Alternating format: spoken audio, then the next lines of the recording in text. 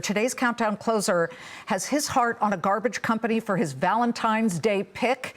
He sees signs the market love bombing of AI-related stocks over the past several years is starting to shift and wobble toward way more durable, flexible, and predictable companies, asset heavy. Joining me now, Kevin Caron. He's Washington Crossing Advisors Senior Portfolio Manager, $11 billion in assets under management. So you picked Waste Management.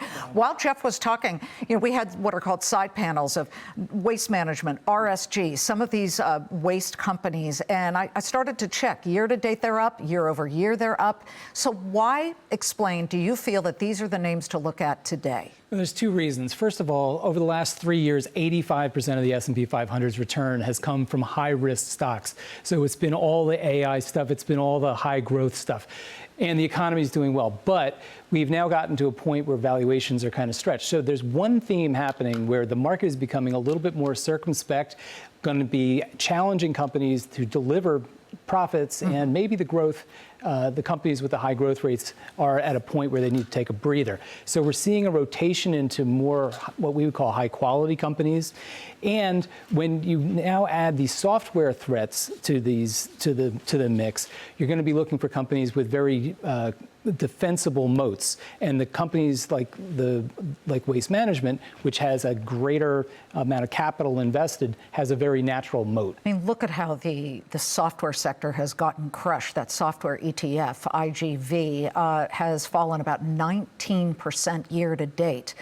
And that is, at least if you believe the herd mentality, oh, well, software can now be coded simply through AI. So a lot of things are vulnerable here. Broaden this out to the bigger market picture.